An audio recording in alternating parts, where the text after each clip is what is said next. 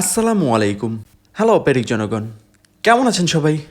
একবার হজরত মুহাম্মদ সাল্লাল্লাহু আলাইহি ওয়াসাল্লামের কাছে ওনার কোনো এক সাহাবী তার সন্তানকে নিয়ে আসেন, যে কিনা কোনো এক ধরনের খুব বেশি মিষ্টি খাইতো। এবং সেই সন্তানকে হজরত মুহাম্মদ সাল্লাল্লাহু আলাইহি ওয়াসাল্লামের কাছে নিয়ে আসার কারণ হচ্ছে তিনি যেন তাকে মানা করে দেন এত বেশি মিষ্টি খাওয়ার জন্য।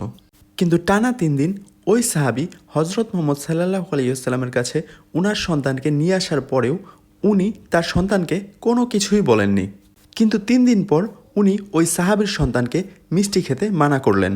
তখন ওই সাহাবী হজরত মুহাম্মদ সাল্লাল্লাহু আলাইহি ওয়াসাল্লামকে জিজ্ঞাসা করলেন, আপনি 3 দিন আগে এই কথাটি কেন বলেননি?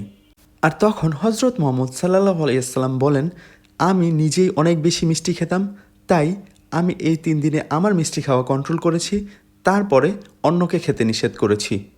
তাই আমরাও সবসময় যে কোনো কাজ করার আগে নিজে সেই কাজটি করার চেষ্টা করব। আম্মু বগুড়ার সেমাই খেতে অনেক বেশি পছন্দ করেন। আর আপনারা তো জানেন যে আমার প্রতিবেশীরা কতটা ভালো। আমাদের এক প্রতিবেশী আঙ্কেল বগুড়া থেকে সেমাই এনেছিলেন এবং সেখান থেকে কিছুটা ভাগ আমাদেরকে দিয়েছিলেন। তাই আঙ্কেলকে অনেক অনেক ধন্যবাদ এত মজার একটা সেমাই আমাদেরকে উপহার দেওয়ার জন্য। সবাই ভালো থাকবেন, সুস্থ থাকবেন। আল্লাহ হাফেজ।